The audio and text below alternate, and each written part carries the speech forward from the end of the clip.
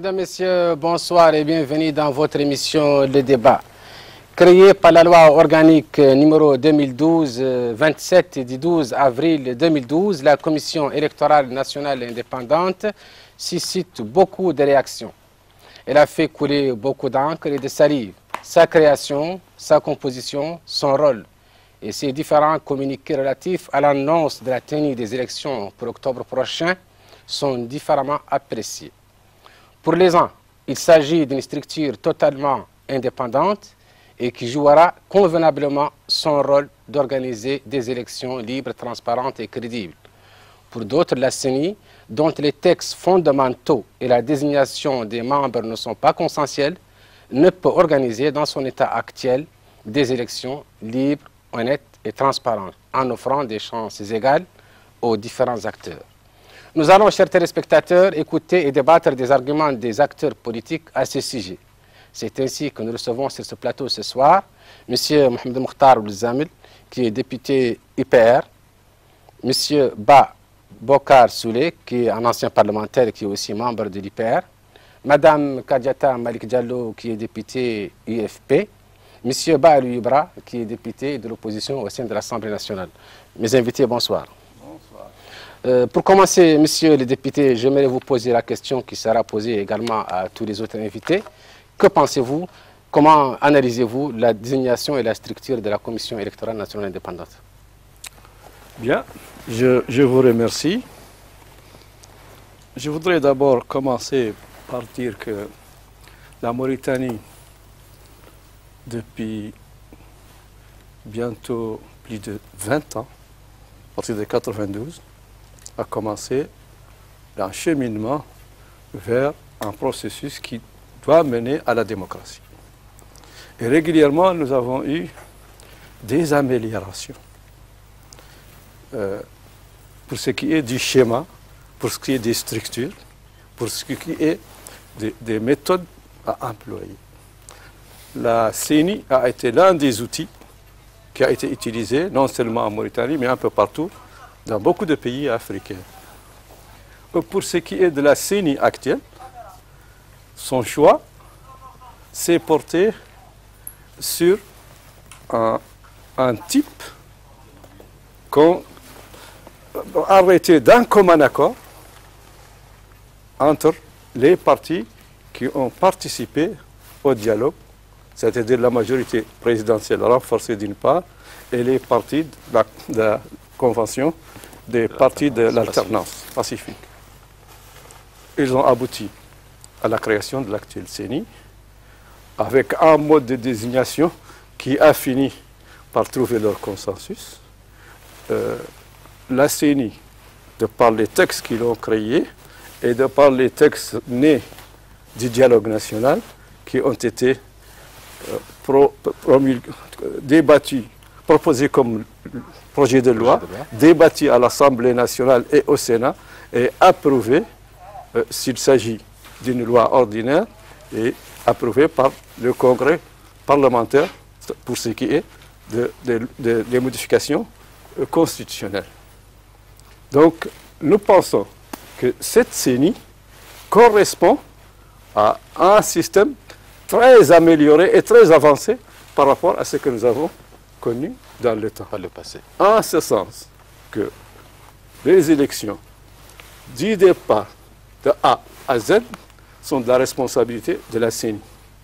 C'est elle qui pilote tout le processus du début à la fin et nous pensons que c'est la meilleure approche dans un pays où la démocratie n'est pas suffisamment ancrée dans l'esprit des citoyens ni dans l'esprit des acteurs politiques, et il y a lieu de trouver une CENI consensuelle d'une part et également censée garantir la neutralité, le respect des lois et le respect des opinions exprimées à travers les urnes de tous les citoyens. Très bien. Donc nous avons entendu le point de vue de Mokhtar Oulzamil à propos de cette CENI. Qu'en pensez-vous, monsieur le ministre? Avant tout, bonjour. Bonjour aux téléspectateurs qui nous regardent en Mauritanie et à l'extérieur. Bonjour à mes deux cousins qui sont là aujourd'hui en face de moi pour débattre. Et je souhaite que ça soit un débat qui éclaircisse l'opinion mauritanienne, un débat dépassionné, argument contre argument. Par rapport à cette CENI, comme l'a dit l'honorable Abdel Mokhtar Ouzamel, le processus démocratique depuis maintenant, les premières élections ici municipales, on parlait tout de suite de la liste jaune, je suis un témoin oculaire. J'ai assisté à toutes les élections. Je n'ai pas été absent à une seule élection depuis les premières élections ici jusqu'à nos jours. Effectivement, il y a une amélioration. Chaque élection trouve son type d'amélioration. Avant, c'était des bulletins. On connaissait les résultats avant la fin, juste à la fin du vote, parce que chaque votant chez nous ramenait son bulletin. Après, il y a eu le bulletin unique. Après, il y a eu une CENI. Et maintenant, comme il l'a si bien dit, il y a un dialogue national qui s'est passé. Il y a une loi organique issue de ce dialogue national. Une CENI a été créée. Et cette loi organique stipule clairement que cette CENI est responsable de tout le processus électoral, y compris le recensement, et que l'État mettra les moyens suffisants, aussi bien matériels que financiers, à la disposition de cette CENI pour accomplir sa mission, pour garantir son autonomie et son indépendance. Moi, je sais que ce qui est recherché dans tout ça, c'est l'indépendance de cette CENI. Bon, dès l'instant, nous pensons aussi que ça, c'est le fruit d'un dialogue. Ce dialogue a pris compte des préoccupations des uns et des autres. En tout cas, c'est le résultat des partis de l'opposition qui ont une partie qui a accepté avec les partis de la majorité. Et le résultat est là. Et il me semble aussi que le travail avance.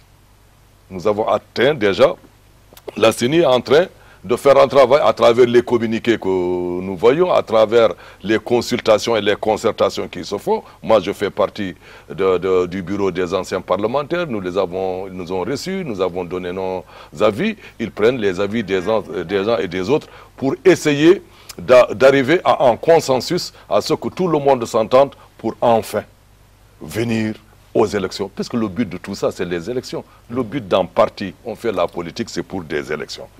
Les élections présidentielles, chaque parti aspire un jour à présider. Les élections municipales, les marchés. On ne peut pas être dans un pays où on ne dialogue pas, où on n'effectue pas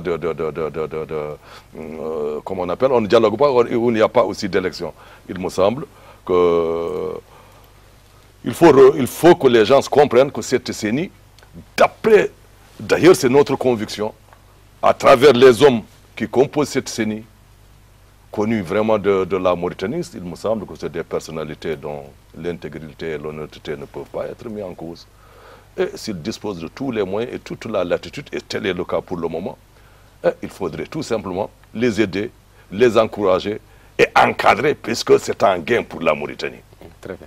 Vous aurez l'occasion de développer. Madame la députée, vous avez entendu ce que disent vos collègues. Ils disent que la CENI est presque parfaite. Je vous remercie. Moi, je crois que la CENI, il ne faudrait pas la prendre comme un électron libre dans l'espace. C'est une CENI qui est créée dans une conjoncture politique. Et cette conjoncture, à mon avis, est la situation globale et le système qui est en place sont plus importants que la CENI, qui est un élément peut-être important dans un cadre d'un processus électoral, mais qui est dans un ensemble qui doit déterminer déjà ce qu'elle peut faire et ce qu'elle ne peut pas faire. On a parlé de la loi, on a parlé des textes, mais dans ce pays que nous connaissons et surtout les circonstances que nous connaissons, où d'ailleurs la loi n'a aucun intérêt, n'a aucune importance, parce qu'elle est constamment violée. Nous sommes dans un système d'une dictature militaire avec un habillage démocratique.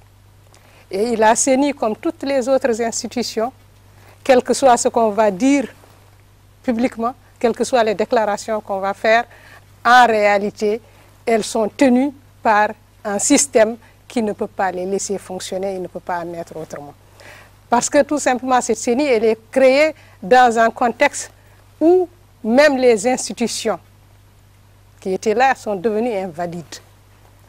Et il va falloir d'abord penser à dire qui en est responsable.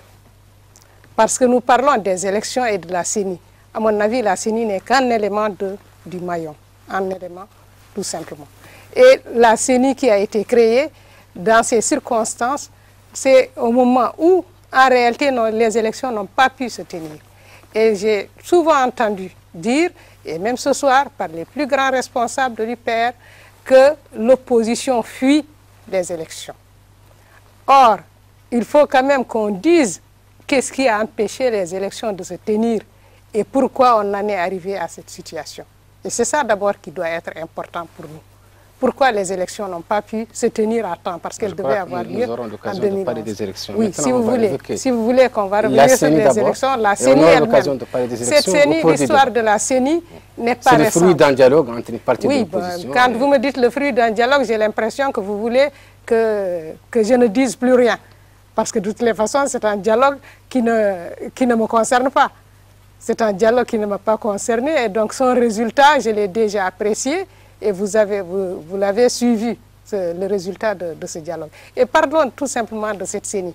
Et je vous dis que, quelle que soit l'institution ou la structure qu'on met en place, elle est tributaire de la conjoncture et du système politique qui est en place. C'est-à-dire qu'on va publiquement déclarer que c'est une institution qui a son indépendance, qui va contrôler les élections, mais nous savons que même par rapport à toutes les institutions, y compris le Parlement, c'est les parlementaires, c'est que lorsqu'on va faire des déclarations, c'est ce qu'on va donner comme message, comme directive en sourdine, sont plus importants parce que le contexte lui-même le dicte comme cela. Et je vais vous dire par rapport à la CENI.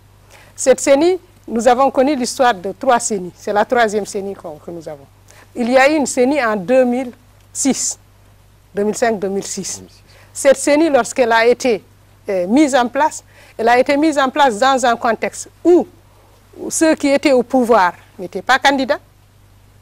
Donc ils sont censés être neutres, même s'ils ne l'ont pas été de bout en bout, mais ils sont censés être neutres. Ils ne sont pas candidats à l'élection. Et ensuite, elle a été posée de manière consensuelle. Lorsqu'on l'a composée, tous les acteurs étaient là. Un acteur donné peut récuser une proposition qui est faite. Donc une personne ne peut être admise à être membre de cette CENI de 2006 que si elle fait l'objet d'un consensus national. Ce qui n'est pas le cas pour cette commission. Deuxièmement, on a dit qu'elle va gérer les élections de A à Z. Je vous dis d'abord que dans l'intitulé de la loi, c'est qu'elle va commencer par valider le fichier électoral. Donc c'est une validation. Ce n'est pas la confection du fichier. Donc dites-vous bien que nous sommes dans un contexte où on a un état civil, et j'espère qu'on va revenir sur l'histoire de cet état civil, parce que c'est là le pilier essentiel de l'élection, c'est l'état civil. Et nous allons revenir, j'espère, sur l'état civil. Mais alors ce fichier électoral qui va être confectionné et par l'état civil et par la direction qui est logée au niveau du ministère de l'Intérieur. Et c'est ensuite que la CENI va valider. Donc, comment elle va valider, de quoi elle dispose comme moyen pour pouvoir valider, pour apprécier, pour décortiquer qu'est-ce qu'on lui a d'abord empaqueté là. Ça, c'est un. Donc, elle ne commence pas de A à Z, comme on dit. Le A, le plus important, c'est ce qui va se faire au niveau du ministère de l'Intérieur. Ce n'est pas ce que la CENI va valider. Ça, c'est un. Deuxièmement, cette CENI, lorsqu'elle a été composée, je vous dis qu'elle n'est pas consensuelle parce que de toutes les façons, il y a une grande partie de la classe politique qui a été absente. Troisièmement, lorsqu'elle va fonctionner. Et vous avez vu que cette année même, elle n'a même pas pu obtenir facilement un budget. Alors que son texte est très clair. C'est qu'elle est comme le Parlement, elle va décider de son budget Et l'exécutif doit tout simplement lui disposer de ça. Elle n'a pas pu le faire. Et je me demande où est son indépendance. Je ne mets pas en doute les membres qui sont dans la CENI, je ne les connais pratiquement pas, à part quelques-uns, mais ce n'est pas ça le problème pour moi. Le problème pour moi, c'est cette CENI, dans quelle conjoncture elle a été créée et qu'est-ce qu'elle peut faire. Et de toutes les façons, elle commence par valider un fichier électoral. Et les résultats qu'elle va proclamer. Les résultats qu'elle va proclamer seront validés par le Conseil constitutionnel. Et donc, en réalité, elle est entre les deux. Elle ne prend pas le commencement et elle n'arrive pas jusqu'à la fin, à mon avis. Très bien, c'est noté.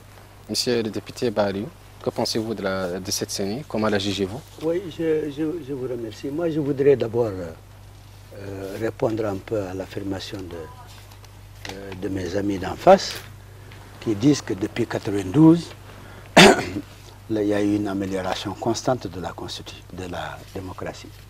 Je crois que ce qu'ils ont oublié de dire, c'est que cette amélioration, il y a eu une rupture de coup d'État de 2008. Et c'est le coup d'État d'Abdelaziz qui, aujourd'hui, met le pays dans la crise où elle est. Donc, s'il y a eu amélioration, en tout cas depuis 2008, on a régressé en réalité dans la démocratisation et l'amélioration des conditions d'une véritable démocratie. La deuxième chose que je voudrais dire concernant la CENI, c'est que d'abord, comme Mme Kadiata, les membres actuels de la CENI, c'est des hommes éminemment respectables. Et pour certains qui ont contribué de façon notable à la création de l'État mauritanien. Donc, du point de vue personnel, il n'y a rien à dire concernant les membres du CENI. Mais ce que disent pas nos amis, c'est que la CENI, c'est une composition à part égale entre deux catégories de gens, entre deux partis. Les partis qui ont fait la négociation, qui ont fait le dialogue. Il y a la majorité et il y a les partis de l'opposition. Chacun d'eux a désigné des gens. Donc, chacun d'eux, on peut mettre les noms, on sait qui a désigné qui. Donc, c'est une CENI qui n'est pas... Il ne faut pas la présenter comme une CENI qui est indépendante, qui est en dehors de... Ce qui n'est pas le cas de la première CENI de 2005. Ici, c'est une CENI qui a été désignée par les partis, par les camps politiques, à telle enseigne d'ailleurs que la désignation, au point où que la désignation, pour déterminer le président de la CENI, la loi a dit que c'est le plus âgé. Donc pour un organe qui doit nous aider à aller dans la démocratie, c'est une façon un peu particulière de désigner son président. Ça, c'est la première chose. La deuxième chose, c'est que cette CENI, concernant la CENI, c'est que nous, on ne se sent pas concernés. On n'a pas contribué à sa désignation. On n'est pas représenté par la CENI. Et ensuite, concernant les communiqués et autres, on n'a même pas été associé. D'abord, on n'a pas été consulté. Et ensuite, on n'a même pas été informé concernant les dates des élections. Monsieur le ministre Boubacar a dit que les anciens parlementaires ont été reçus par la CENI. Mais aujourd'hui, qui représente quasiment le tiers de l'Assemblée aujourd'hui, qui est une partie importante de la classe politique, n'a jamais été consulté par la CENI. Donc si on pense que cette CENI-là, avec toute la sympathie et le truc que j'ai pour les membres de la CENI, ne nous concerne pas,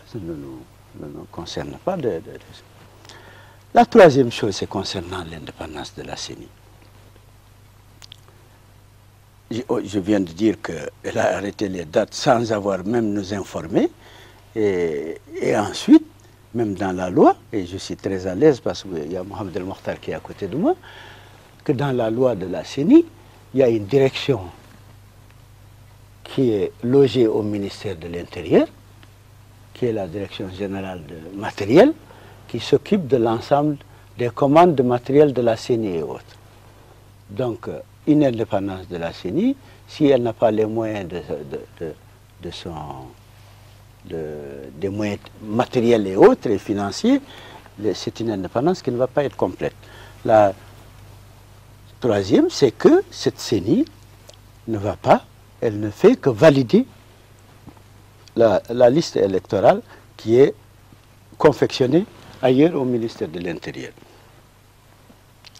Et pour donner une preuve concrète, Kadiata l'a effleuré tout à l'heure, c'est le budget de 2013. La CENI avait demandé une somme qui n'a pas été acceptée. Je crois que si mes souvenirs sont bons, sur ce qui a été accordé, c'est le 9e de ce qu'ils avaient demandé. 9 pas plus, ils avaient demandé comme budget qui n'a pas été accordé. Donc je crois qu'on va peut-être revenir. Depuis 2008, le pays vit une crise politique, une crise économique, une crise morale, et que nous avons tenté, nous la classe politique, d'essayer de trouver une solution à partir de l'accord de Dakar de sortie de crise. Malheureusement, le pouvoir n'a pas respecté les accords de Dakar et a pris la partie qui était la plus agréable pour lui et a laissé l'autre partie. Donc on est en crise, on est en crise, et pour trouver une solution à cette crise, il faut qu'il y ait un consensus, qu'il y ait un dialogue entre l'ensemble des forces politiques et qu'on trouve une transition qui va être consensuelle. Et dans ce cadre-là, la CENI telle qu'elle est ne peut pas perdurer. Très bien, monsieur le député Jamel, j'ai entendu dire vos collègues qui disent que la CENI n'est pas une CENI consensuelle, en ce sens, et qu'ils mettent en cause aussi son indépendance. Qu'est-ce que vous en pensez, vous? En quoi pouvez-vous leur répondre pour qu'est-ce qui garantit son indépendance? Écoutez, je pense que si on ne veut pas traiter les problèmes avec objectivité, on peut se donner tous les arguments. Consensuel par rapport à quoi? Ils disent qu'il n'est pas consensuel parce qu'ils ne sont pas concernés, ils ne sont pas représentés au sein de cette CENI. Parce qu'ils n'ont pas participé au dialogue. Écoutez, tout acteur politique... C'est grosso modo ça. En partie. Tout acteur politique a le droit de participer au débat politique qui se pose dans le pays et d'émettre son opinion. Mais il ne faut pas qu'il dise si mon opinion n'est pas celle qui est retenue, rien ne va plus. Je l'ai dit tout à l'heure, nous sommes nouveaux à la démocratie. Et nous avons, depuis qu'on a commencé en 92, cherché régulièrement à améliorer par étapes. Et les dernières élections ont été, de l'avis de tout le monde, des élections qu'on qualifierait de modèle pour notre environnement. Lesquelles? 2007, évidemment. 2007, aussi 2009. Ah bon? Absolument. Et vous l'avez reconnu vous-même. Et les étapes pour arriver à des élections transparentes ou consensuelles, comme vous dites, ont été trouvées à Dakar. Et vous avez participé. Et vous avez reconnu les résultats. Les derniers, elle ne les a pas reconnus. Les a reconnus. Je crois que c'est les RFD.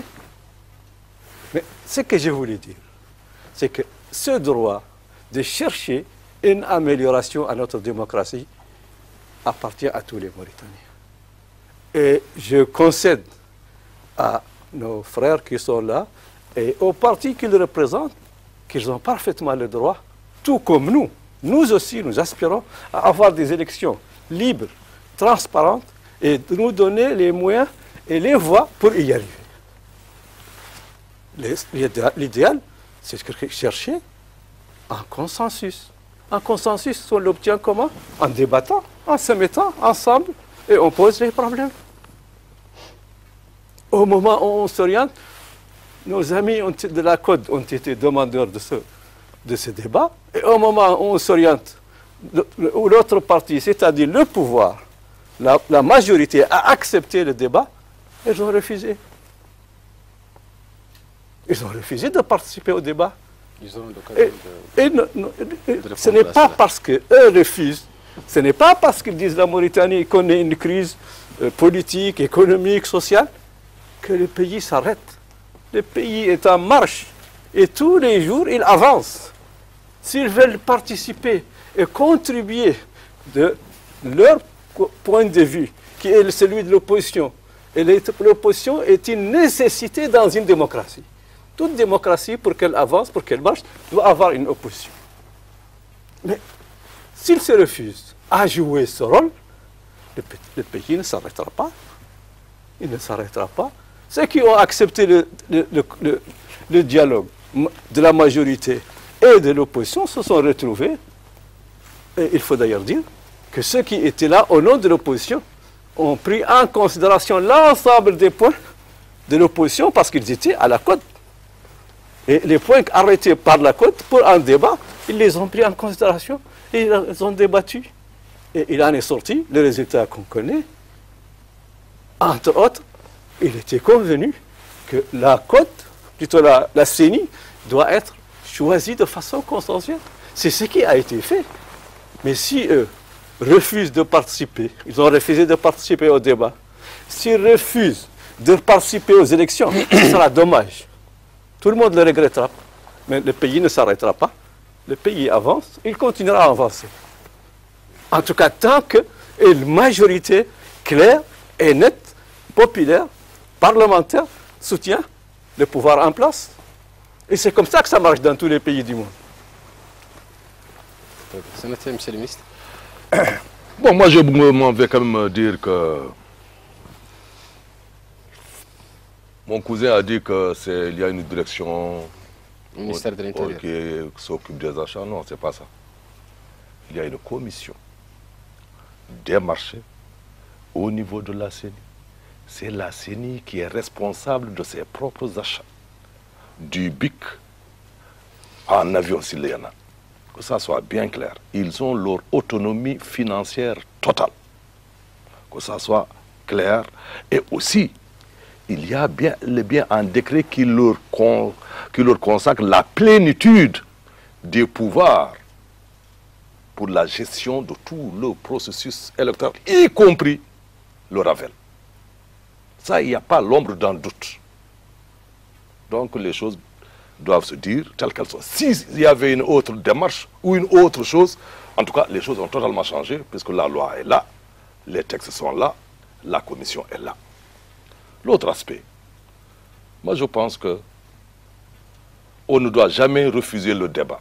Je ne peux pas comprendre, moi, qu'un parti politique ou un groupement de partis, quel qu'il soit, refuse un débat. Mais on n'est pas obligé d'accepter ce que les autres disent. Mais on ne doit jamais fuir le débat. Mais je participe, je donne mon point de vue. C'est clair, net et précis. Mais il me semble que refuser le débat n'est pas une bonne solution. Refuser le dialogue, refuser les assises nationales sur l'éducation, refuser les concertations, je dis bien aussi, et je signe, l'ensemble des acteurs politiques, des partis politiques ont été contactés. La première fois, c'était en janvier, par la CENI, pour les concertations. Et la deuxième fois, c'est après leur dernier communiqué. Que ça soit bien clair. Ou on accepte de venir, ou on n'accepte pas de venir, mais la CENI est en train de faire ce qu'elle doit faire. Mais participer aux élections, c'est le souhait de tout le monde. Ce qu'on peut demander, il me semble, c'est une garantie de transparence. Que les élections soient transparentes. Qu'il y ait une surveillance des élections, c'est ce que la CENI est en train de faire. La CENI est en contact avec nos partenaires internationaux, dialogue avec eux, traite avec eux, et voudrait même qu'il y ait dans chaque bureau de vote, pourquoi pas un observateur. Donc c'est ça que nos amis de l'opposition devraient exiger. Mais on ne peut pas rester éternellement dans un pays sans élection, ça ne peut pas marcher. Il faudrait que les gens se ravivent. La Mauritanie est pour nous tous. Une révolution, ce n'est pas possible ici. La Mauritanie n'est pas comme les pays limitrophes. Non, on n'est pas encore arrivé. Non, mais on n'est pas arrivé, mais je préfère quand même le dire. Donc il est temps. Tout franchement, c'est le souci de tout le monde. Puisque la paix en Mauritanie, la tranquillité en Mauritanie, que tous les Mauritaniens pensent avant tout au devenir de ce pays et acceptent de comprendre qu'il y a eu un dialogue déjà, qu'il y a eu des résultats, que les lois sont là et les lois sont au-dessus de tout.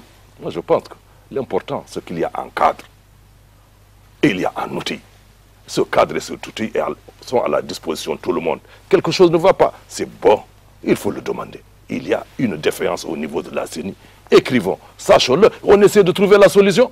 Mais boycotter toujours, refuser le dialogue, et rester toujours en train de traverser le fleuve de gauche à droite, Dakar, ça appartient au passé. Ça appartient au passé. Maintenant, nous devrons voir qu'est-ce qui se passe actuellement. Qu'est-ce qu'on peut sauver par rapport à ça? Et nous pensons que tout est bien ficelé. S'il y a des manquements, comme l'a dit l'honorable député Jamel, effectivement, c'est l'ensemble de la plateforme de l'opposition qui a été prise en compte par l'autre partie de l'opposition qui a accepté le dialogue. Nous sommes tous dans ce pays.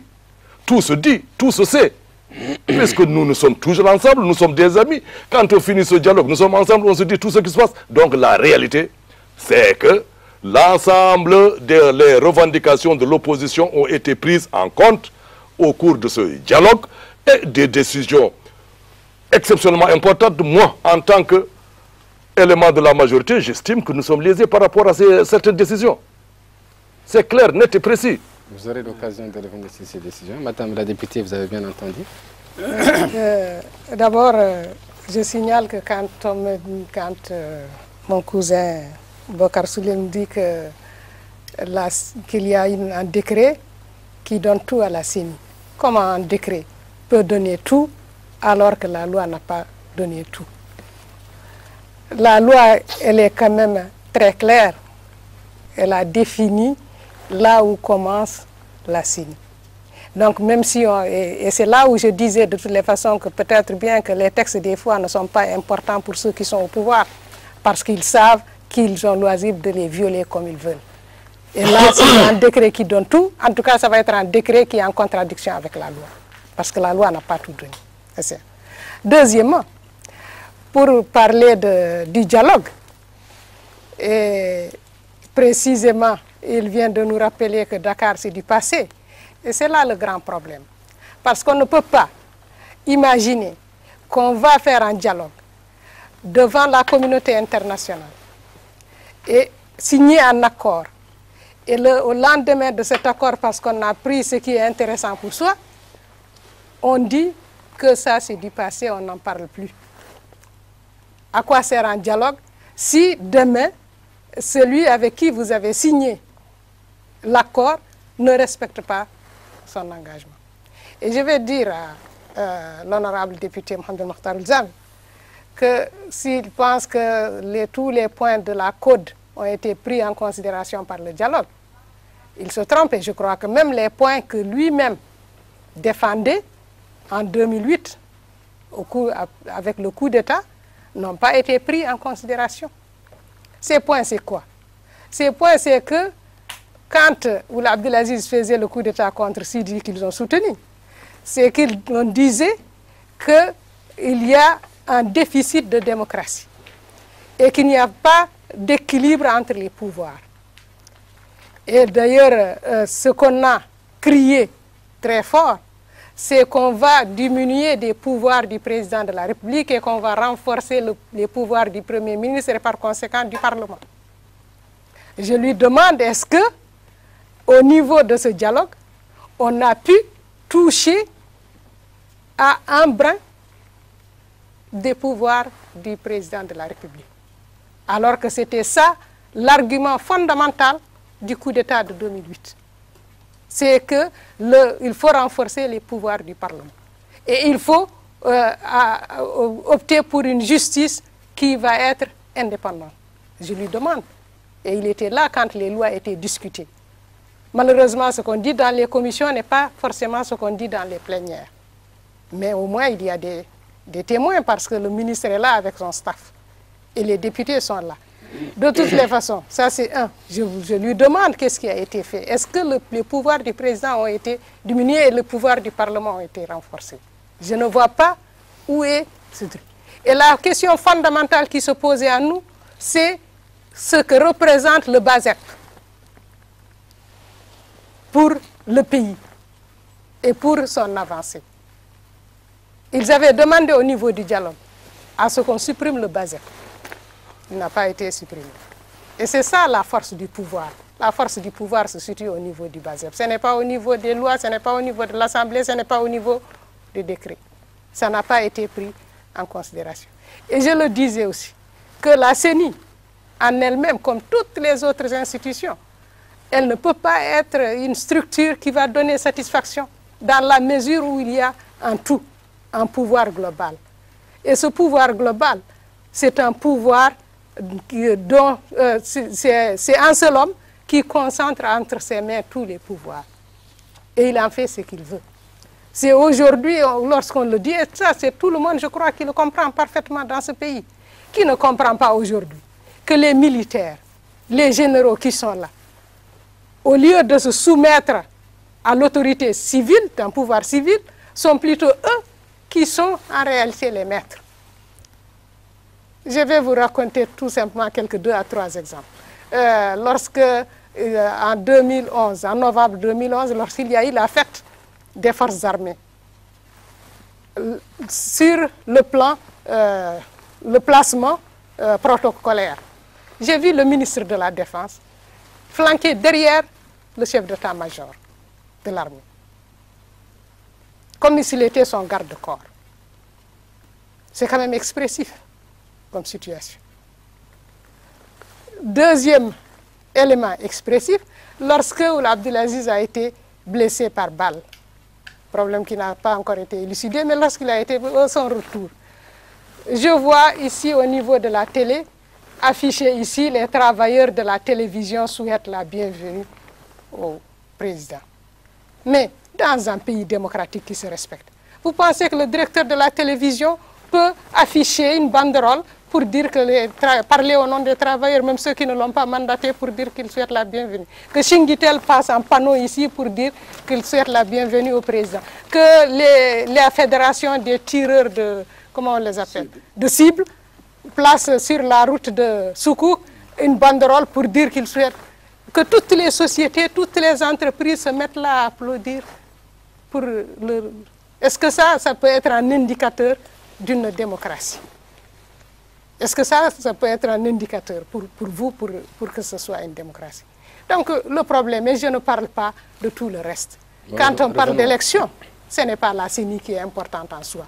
Elle a un rôle à jouer, certes, mais le plus important, ce n'est pas ça. Le plus important se trouve ailleurs. Le plus important, c'est la neutralité de l'État, de l'administration, qu'on n'arrive pas encore à faire respecter. Cette neutralité, et tout le monde le sait, les fonctionnaires le savent, les hommes d'affaires le savent, les magistrats le savent. Tout le monde sait qu'aujourd'hui, il faut se mettre au pas pour pouvoir exister dans ce pays. Et là, ce n'est pas la CENI qui va pouvoir faire changer cette situation. Mais je vais... Deuxième tour de table. Madame la députée, vous avez pris assez de temps. Donc, je vous dis tout simplement qu'alors, on nous dit que le pays avance si nous, on ne veut pas aller. D'abord, ce n'est pas juste. Ce n'est pas juste que nous n'avons pas voulu participer au dialogue. Vous vous rappelez bien qu'après l'élection présidentielle de 2009, quand le premier a posé le problème du dialogue, de sa poursuite, c'est Bedreddine qui a posé une question orale au Premier ministre. Et c'est la dernière fois où le Premier ministre est venu répondre devant le Parlement sur une question orale. Et on a bien insisté sur le fait que Dakar stipulait qu'il fallait poursuivre le dialogue après les élections, quel que soit le gagnant. Et on nous avait dit que non, qu'il y a eu des élections, qu'il y a eu un président qui a été élu. Et d'ailleurs, on ne dit pas dans quel contexte. Le président, il a fait déjà 4 campagnes avant la campagne présidentielle, avec les moyens de l'État, avec tout ce que cela supposait, même peut-être avec d'autres moyens. Mais le problème ici, c'est que lorsqu'on a posé ce problème du dialogue, on nous a dit que c'est fini, Dakar c'est fini. Et que là, il y a eu un président qui a été élu, qui a une majorité, il gouverne, et l'opposition, son rôle, c'est de critiquer. C'était ça la réponse. Alors il a fallu un autre contexte, une autre situation, pour que les gens se précipitent, pour demander un dialogue, mais en réalité, c'était pour faire passer du temps. La seule demande qui avait été faite, c'est d'accepter comme d'abord point de départ l'accord de Dakar comme principe de départ. Alors là, si on va renier un accord qu'on a déjà signé, on se dit à quoi sert signer encore un autre accord avec celui-là. Et ce n'est pas seulement ce seul accord qu'il a renié. Le premier accord qui a été renié, c'est l'accord de Bruxelles. C'est l'accord de Bruxelles où, quand les militaires ont fait encore un coup d'État, ils ont pris des engagements comme quoi qu'ils vont organiser des élections, ils vont quitter la scène politique, et où Abdelaziz a trahi cet accord. Et il a trahi encore le deuxième accord de Dakar. Et il veut chercher certainement même cet accord avec les maigres résultats. C'est quand même en septembre 2011. Et nous sommes maintenant au mois d'avril 2013. On n'a pas vu le pays avancer avec ça. On va écouter le point de vue du député Baliou. Oui, moi, je voudrais simplement dire que quand on parle de l'avancement d'un pays, on doit tenir compte de l'histoire, de ce qui s'est passé. Ce qui s'est passé pour le dialogue national, c'est que c'est venu après Dakar. Dakar, on s'est mis d'accord sur un certain nombre de conditions, sur un certain nombre de choses à faire après les élections, quel que soit le résultat des élections. Si la majorité Abdelaziz, après les élections, a dit « moi j'ai pris la partie sucrée, donc la partie amère, je ne la prends pas », et qu'après on nous dit « il faut dialoguer », on a dit non. Le dialogue est un compromis. La base d'un compromis et d'un dialogue, c'est la bonne foi. S'il n'y a pas de bonne foi, si on fait ce qu'on a envie de faire et puis après on dit on ne fait plus rien, il n'y a pas de truc. Et je rappelle que les conditions du dialogue national, pour une partie de l'opposition, c'est qu'il n'y a plus de confiance entre la majorité et l'opposition, que nous n'avons pas confiance avec Abdelaziz parce qu'il ne respecte pas les accords. Et après Dakar, il y a eu aussi d'autres accords avec d'autres partis politiques qui ont rejoint les trucs, et on sait ce que ça a donné. Donc, la deuxième chose, c'est que il y a eu des élections, il y a la majorité et tout ça. Je pense que l'important, c'est qu'on ne peut pas dire, nous je m'excuse du terme, on s'en fout, vous venez ou vous venez pas, nous on va faire les élections. Non, si on veut que le pays avance, si on veut qu'on sorte de la crise, on doit avoir le souci de dire on part tous ensemble. On discute tous ensemble pour voir comment on peut partir ensemble. Parce qu'au fond, la majorité. Mais au fond, quand on regarde les élections, Abdelaziz a été élu par un Mauritanien sur deux. En gros, le pays est divisé en deux parties, quasiment égal, parce que c'est un Mauritanien sur deux. Un électeur sur deux qui l'a élu, quasiment. Donc il ne faut pas trop tirer sur cette histoire de majorité. Et deuxièmement, il faut qu'on fasse attention, parce que les conflits post-électoraux peuvent être plus violents que tous les conflits. Donc nous avons intérêt à aller dans des élections où tout le monde participe, et que les résultats seront incontestables et s'imposeront à tout le monde. La deuxième chose, je suis obligé de revenir aujourd'hui un peu sur les rapports de la CODE avec la CENI. La CENI a touché informellement les partis de la CODE. Ils me regardent, ils savent qui a touché les gens de façon informelle, les partis de la CODE. Ensuite, ils nous ont écrit, aux partis de la Côte pour leur demander un rendez-vous. Et avant que les gens répondent, ils sortent un communiqué pour fixer les dates des élections. On a trouvé qu'il n'y a plus rien à se dire. Il est inacceptable, et ça je crois que les gens de la majorité doivent le dire, il est inacceptable aujourd'hui que la CENI n'informe même pas la Côte des dates. C'est inacceptable et ça n'a pas été informé.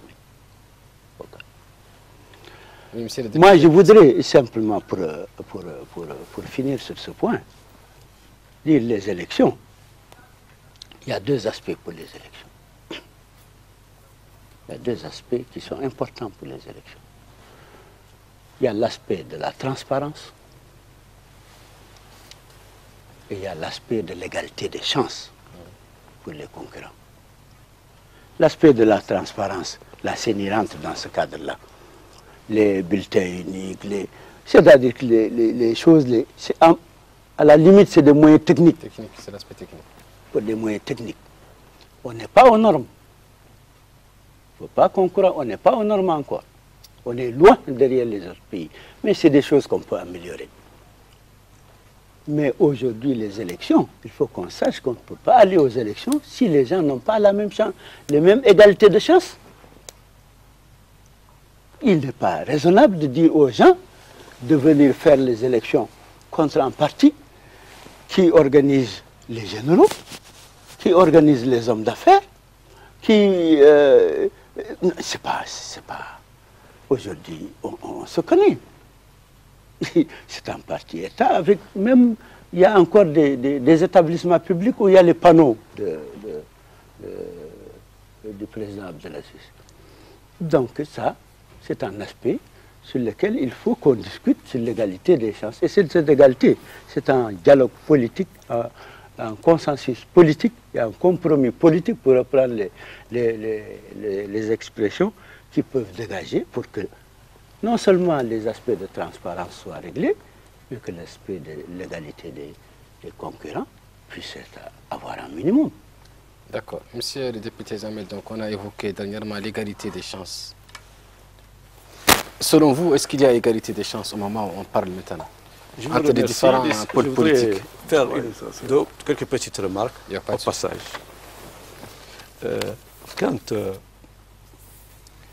on me dit qu'il a été convenu d'un dialogue à Dakar et que c'est la majorité ou le président de la République qui l'aurait refusé, je suis désolé, les partis qui étaient à Dakar, l'une d'entre elles, sinon d'autres, ont décidé qu'ils ne reconnaissaient pas Dakar. Ils ne reconnaissaient pas la légitimité du président de la République. Et c'est ce qui a constitué le blocage par rapport aux engagements de Dakar. Mais à partir du moment où la partie en question, ou le parti en question, a reconnu ouvertement, publiquement et officiellement les résultats de Dakar, le dialogue a été entamé. Il faut se dire les quatre vérités. Et ce n'est pas en criant que c'est nous qui avons refusé Dakar. Non. C'est l'une de vos composantes qui a provoqué ce blocage-là. Et par le refus des résultats des élections. Et à partir du moment où on a reconnu la légitimité du président de la République, nous avons décidé qu'il y a dialogue. Et c'est à ce moment-là que vous avez refusé de participer au dialogue. Et sans Dakar, quand même. Vous avez accepté sans Dakar. Mais on a demandé un dialogue. On a dit sans Dakar avec Dakar. On Non, a non, dit vous un avez dit, dialogue non, non, il faut sans que ça soit condition. sans Dakar, vous Nous avez avons dit un dialogue sans condition. Non, non, nous voulons des conditions. C'est-à-dire, justement. y compris Dakar et tout ce que vous voulez mettre. Non. Est-ce que tu permets? Non, non. Quand on me parle des pouvoirs du Parlement, le Parlement, par rapport au gouvernement, il y avait le Premier ministre qui venait faire un discours de politique générale, et c'est au Parlement de dégager une majorité contre lui. La grande avancée, c'est que cette situation a été inversée. Le Premier ministre vient faire chaque année son discours de politique générale. Et c'est à lui de dégager une majorité qui le soutient. S'il n'y arrive pas, son gouvernement est renvoyé. Voilà le pouvoir qui manquait au Parlement, qui lui permet de contrôler le gouvernement. Un gouvernement qui ne lui convient pas n'obtient pas une majorité en faveur du gouvernement du Premier ministre après sa déclaration de politique générale. La neutralité de l'administration. Moi, je ne comprends pas. Qu'est-ce qu'on veut dire par là? Si c'est pour ce qui est des élections, nous avons parlé de la CENI, et c'est la CENI qui chapeaute le processus électoral. Mais dans tout pays qui est installé en démocratie, il y a une majorité qui gagne, selon le dispositif institutionnel qu'il a, que ce soit un pouvoir présidentiel ou parlementaire, ou entre les deux. Et c'est ce pouvoir qui gère l'État. Mais pour amener le pays et renforcer la démocratie, on a accepté, parce que nous ne sommes pas encore suffisamment mûrs pour la démocratie, nous avons accepté qu'il y ait une structure indépendante, la CENI, indépendante, qui s'occupe des élections. Et ceci m'amène à l'égalité des chances.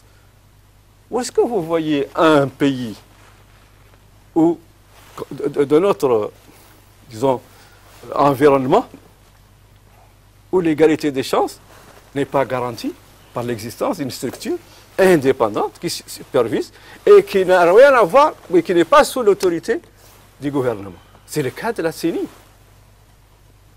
Mais on ne va pas me dire que parce que nous allons faire des élections, qu'un pouvoir élu, démocratiquement, disposant d'une majorité suffisamment large au niveau du Parlement, qu'il doit se mettre dans une situation de crise, c'est-à-dire prendre des dispositions pour créer un processus et se dégager de sa responsabilité.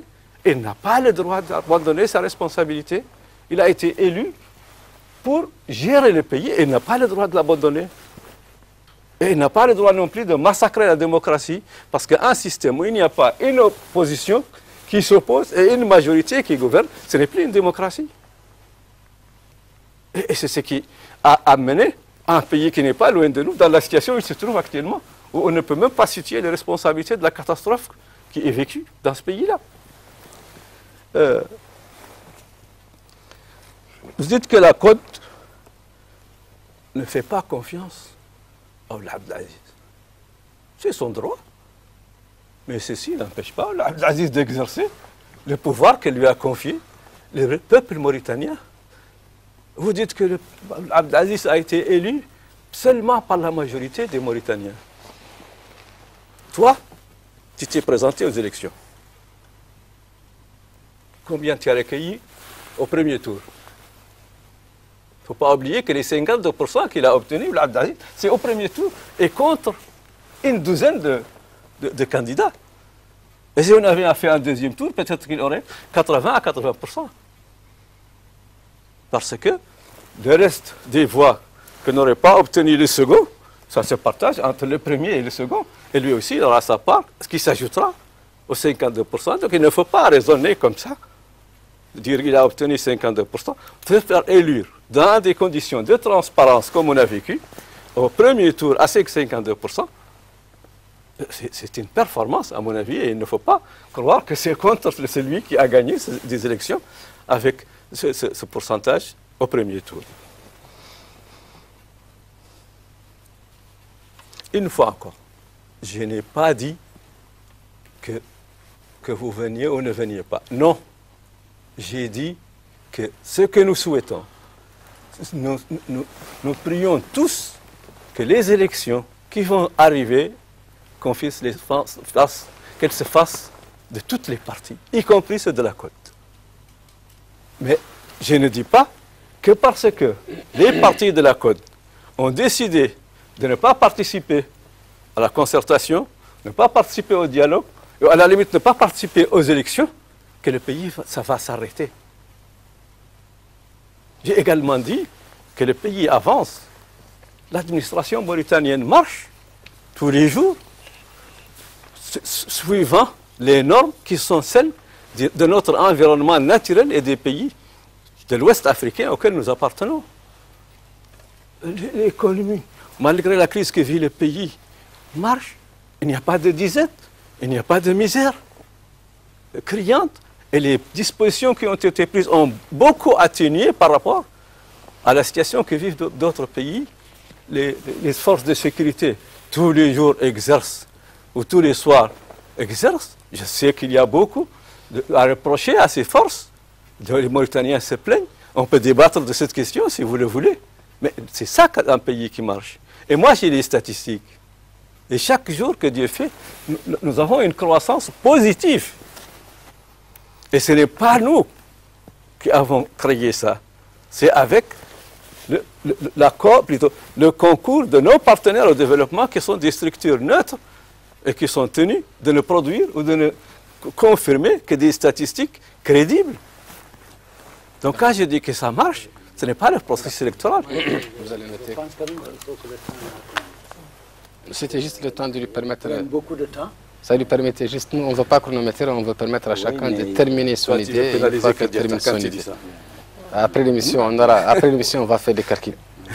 Oui, je réagis un peu. C'est pour répondre à ma cousine. Une loi, il y a toujours un décret d'application.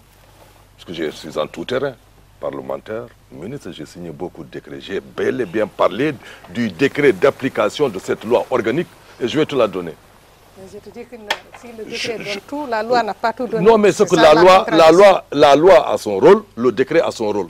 Il y a une loi et son décret d'application et il y a beaucoup de décrets qui ont été pris. J'en ai au moins 3 par rapport à la CENI. Ils sont issus de l'esprit de la loi. Bon, on ne tergiverse pas sur ça. Mais moi, je voulais tout simplement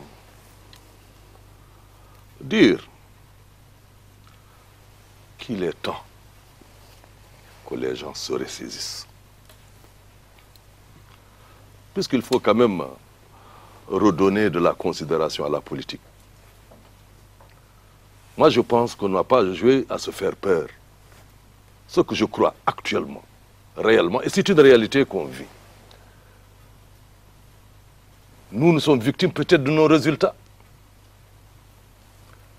Les résultats du gouvernement, les résultats du président. Qu'on le veuille ou non aujourd'hui, la Mauritanie, le peuple est avec le président de la République. S'il y a des contestations, peut-être c'est au niveau de l'élite. Et les dernières élections, moi quand on me parle de non-transport, moi je n'ai pas voté pour Mohamed Abdelaziz.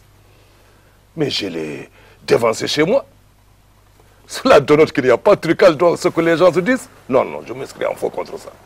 Les élections passées ont été d'une transparence claire, nette et précise.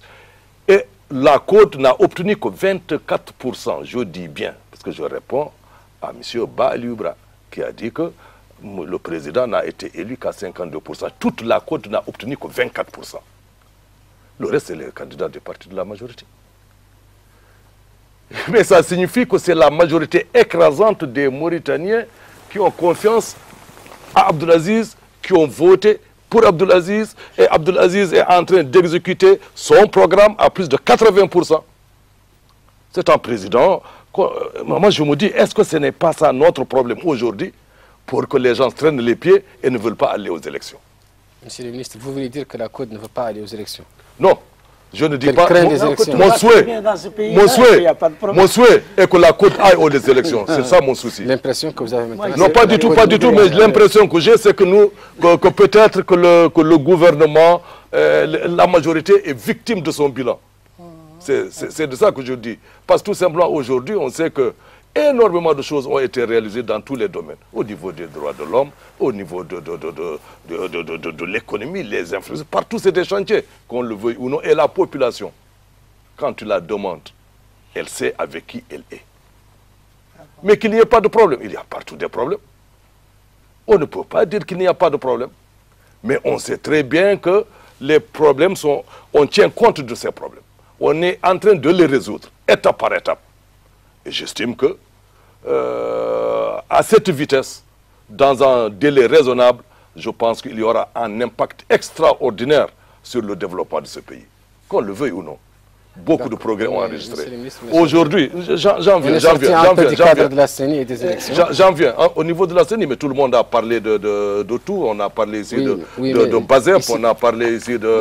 La question la plus importante pour moi est que... Pour moi, la CENI, d'une manière précise,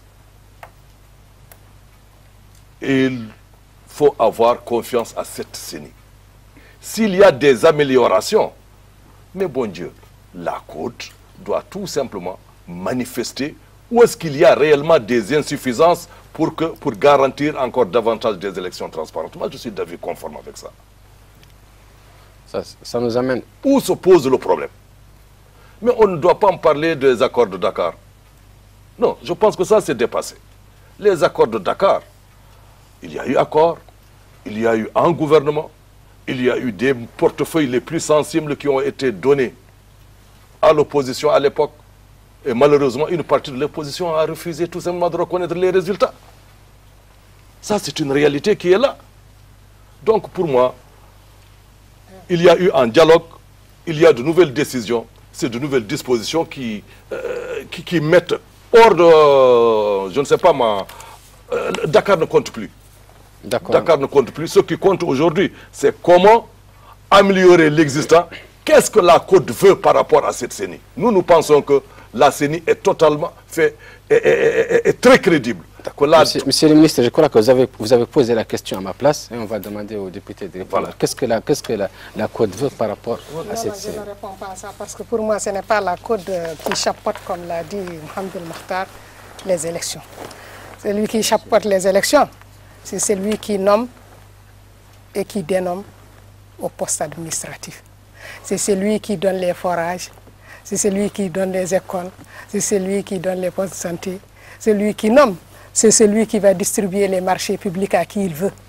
Celui qui nomme, c'est celui qui va relever les magistrats quand ils vont donner un verdict qui ne convient pas au chef. Celui qui nomme, qui chapeaute, donc c'est celui-là. Ce n'est pas la CENI. Ça, c'est un. Deux, je voudrais vous dire que si vous applaudissez que Oula Abdelaziz a obtenu 52% ou qu'il s'est fait élire, Oula Abdelaziz n'a pas commencé seulement par les élections. Oula Abdelaziz a commencé... Oui, mais moi aussi, moi aussi je le fais remarquer. Moi, je réponds plus à... Je réponds plus à Bokar. Je réponds plus d'ailleurs à Bokar. Que Oula Abdelaziz a d'abord fait un putsch, un coup d'état militaire. Si Oula Abdelaziz voulait tout simplement participer à des élections de manière transparente, il aurait démissionné de son BASEP, qu'il garde jalousement, et il devient un civil comme tout le monde, et il attend la fin du mandat de Sidoul Cheikh Abdallah, il se présente avec tout le monde pour être candidat. Mais lui, il n'a pas attendu ça. Il a fait un coup d'État contre Sidoul Cheikh Abdallah, le seul président que la Mauritanie a eu à élire de manière démocratique. Et vous vous rappelez des élections de 2007, comment une élection qui au moins avait quelques aspects de transparence, pas d'équité, mais au moins de transparence, où le candidat qu'ils ont soutenu a eu 24% au premier tour et il a fallu un deuxième tour. Oula Abdelaziz, vous savez bien comment il a eu à passer les élections. Et je vous rappelle, Mohamed El Mokhtar, pourquoi, au niveau du Parlement mauritanien, quelques mois avant le coup d'État, nous avons voté la ratification d'une convention de l'Union africaine qui interdisait désormais à tout celui qui prend le pouvoir de manière anticonstitutionnelle de ne pas pouvoir se présenter aux élections. Et on a empêché à tous les autres, ça a été une règle, que d'empêcher à celui qui prend le pouvoir par la force de pouvoir participer aux élections. Mais parce que s'il le fait par la force, il va aussi s'imposer par la force. Le reste, c'est du maquillage.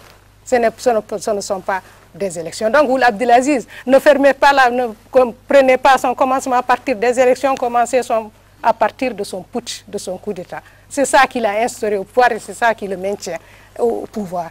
Et si vous nous dites qu'il est victime ou que vous êtes victime de vos résultats, alors, aujourd'hui, à l'heure où nous parlons, je crois que vous êtes victime plutôt d'autre chose.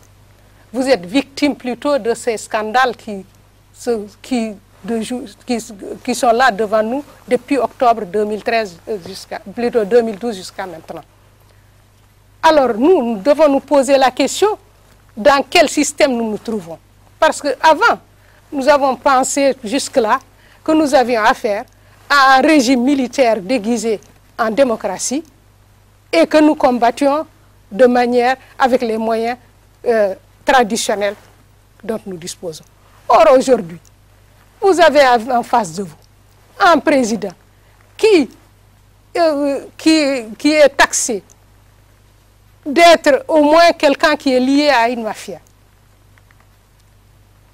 Alors, et ça, ces révélations qui sont sorties dans la presse nous disent que c'est depuis 2006, alors qu'il était commandant du BASEP. Et ces révélations qui sortent aujourd'hui nous mettent dans une situation où on est en mesure de nous poser des questions, ce qu'est ce pays aujourd'hui. Même la croissance dont on nous parle, même les fonds de la Banque centrale, ces devises et tout cela sont remis en cause et en doute par ces scandales. Et je ne parle pas de la crise de moralité qui existe. Et je ne parle pas de ces dilapidations des fonds publics. Avec quoi Ould Abdelaziz a fait ses campagnes? On se pose aujourd'hui des questions. D'ailleurs, nous pensions que c'était tout simplement avec les maigres moyens de la Mauritanie. Mais on se pose aujourd'hui des questions. Est-ce qu'en réalité, il n'y a pas d'autres ressources qui viennent d'ailleurs et qui ont été utilisées dans cette campagne et qui seront certainement utilisées même dans les prochaines élections? Donc, il ne faut pas se bomber le torse et nous dire que nous sommes victimes de nos réalisations. Nous sommes aujourd'hui dans une situation où nous avons peur pour le pays. Et en tout cas, ce que nous demandons, c'est qu'il y ait un moyen de pouvoir nous édifier sur ce qu'on est en train de dire aujourd'hui. Vous savez qu'ailleurs, les scandales, quand il y a quelque chose qui émane de la presse, c'est des investigations. C'est un juge qui se saisit et qui mène ses enquêtes et qui élucide des questions. Pour des questions d'ailleurs beaucoup plus banales, un pouvoir peut tomber à plus forte raison que si ce sont de telles accusations qui sont extrêmement graves. Maintenant, pour revenir aux élections, moi je suis étonné qu'on nous dise que les élections, que nous ne voulons pas participer aux élections. Mais qui a empêché aux élections d'ailleurs de se dérouler? Il faut que vous vous posiez la question. Qui est responsable aujourd'hui de ce retard dans les élections? C'est le pouvoir en place. Ce pouvoir en place qui, depuis l'élection de Ould Abdelaziz, a commencé par d'abord déstructurer l'état civil mauritanien. L'organisation des élections, ce n'est pas la CENI, mais c'est d'abord un état civil. Où est cet état civil? N'est-ce pas que quand, après l'élection de Ould Abdelaziz, la première chose qui a été faite, c'est qu'on a dit que l'état civil qui existait, et c'est le ministre de l'Intérieur qui le dit, et vous pouvez le vérifier dans les enregistrements de l'Assemblée qui sont dans les archives de la télé, que Ould Boili, le ministre de l'Intérieur, avait déclaré que, juste après les élections, que l'état civil est plutôt un état civil qui est mauvais, et à partir duquel on ne peut pas organiser des élections. Et on lui a dit alors les élections, qu'est-ce qui a porté Ould Abdelaziz au pouvoir? Alors il s'est fait planter, et ensuite il est revenu pour nous dire qu'ils vont faire un recensement, mais que ça n'a rien à voir avec les élections. Alors même qu'ils ont détruit l'état civil qui existait, ils l'ont détruit en faisant quoi? En supprimant le projet de carte d'identité, parce qu'il y avait certainement un compte à régler avec la police. En faisant quoi? En disant d'ailleurs qu'il n'y a plus possibilité d'établir des actes d'état civil. Et qu'est-ce qu'ils ont fait pour nous dire qu'on va organiser les élections avec l'ancien système, l'ancien état civil? On a été obligé de prendre un décret pour proroger la validité des cartes d'identité établies en 2000 et 2001. C'était pour nous dire que c'est avec cet état civil qu'on va faire les élections, alors qu'on savait qu'il était déjà détruit. Et ensuite, quand on a pris trop de temps, et ensuite on a dit qu'on a quand même commencé l'enrôlement, je ne reviens pas sur les problèmes de l'enrôlement, certainement, on aura l'occasion d'en discuter à d'autres occasions, tout le monde sait ce que ça pose comme problème, mais aujourd'hui, qui va avoir confiance à cet enrôlement? Celui qui est porté à la tête de l'agence de l'état civil. C'est qui? Il a été recalé à 2 fois au conseil de ministres avant sa nomination du temps de Sidi Ould Cheikh Abdallah, parce qu'il n'est pas qualifié pour pouvoir occuper ce poste. Deuxièmement, avec les élections d'Aziz, il était au cœur du staff d'Aziz. C'était lui qui était chargé de la logistique. Et vous pensez qu'avec quelqu'un comme celui-là, on peut accepter qu'il nous fasse un état civil et puis ensuite qu'on nous dise qu'on va faire des élections, avec tous les problèmes que ça pose. Et y compris le fait de nous dire qu'on ne sait même pas qui s'est fait enrôler. Parce que cet enrôlement qui est en train de se faire, il n'y a pas de procédure, il n'y a pas de méthodologie qui sont adoptées, en tout cas très claires. La référence, c'est lui, l'administrateur, les règles, c'est lui, le fonctionnement, c'est lui, les décisions, c'est lui, tout se ramène à une personne qui va donc tailler sur mesure un état civil, et vous pensez que les autres sont là à accepter quelqu'un qui était dans le staff du candidat Aziz et qui va prendre, sans être d'ailleurs qualifié pour ça, l'enrôlement, et après on va nous dire que le résultat qu'il faut accepter. Donc c'est lui qui a bloqué les élections. C'est lui qui a bloqué les élections. C'est le pouvoir lui-même. Je ne sais pas les raisons. Je ne sais pas les raisons, mais c'est lui qui a bloqué les élections jusqu'à présent.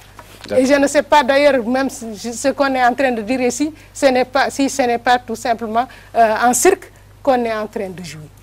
Donc pour moi, c'est ça le problème. Vos collègues auront l'occasion de vous répondre à ça. Barry, vous allez ajouter... Je voudrais repréciser un certain nombre de choses. Je maintiens, à supposer qu'on accepte les résultats, à supposer que les résultats sont ce qu'ils étaient, le pays est divisé. Il y a un Mauritanien sur deux qui a voté pour Abdelaziz. Le premier tour, il y a un Mauritanien, en gros, un Mauritanien sur deux qui a voté pour Abdelaziz. Et j'ai dit que ce vote-là, il a eu lieu après un coup d'État que Abdelaziz a mené et qui a mené. Donc on est dans une crise depuis lors qu'on a essayé de régler à Dakar. Par la mauvaise foi du pouvoir, on n'a pas pu entièrement le régler. Voilà ce que je dis et ce que je maintiens. La responsabilité d'un pouvoir, oui.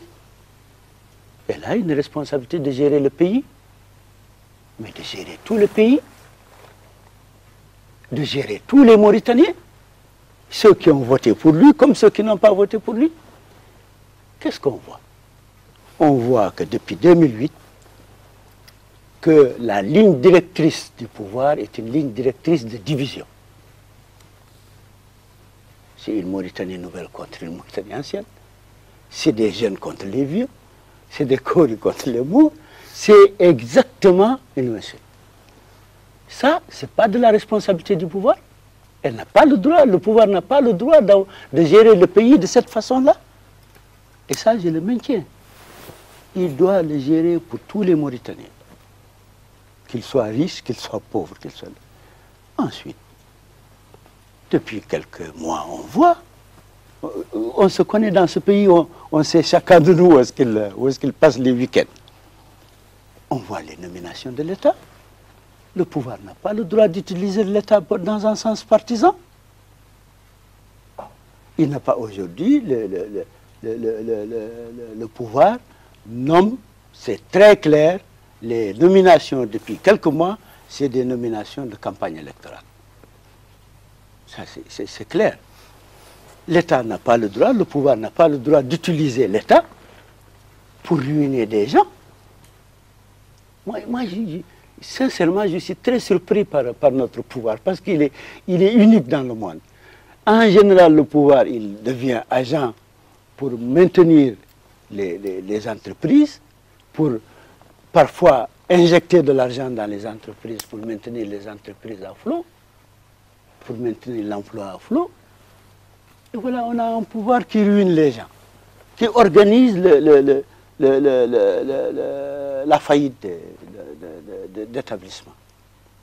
Et on dit non, on dit non, on est bien. Non, vous n'êtes pas bien. Ce pays était en crise. Si on ne part pas de ce fait-là, on ne va pas avancer. On va faire du surplace. On a les moyens du média de l'État, on fait un peu de la propagande et de la communication, mais on n'avance pas.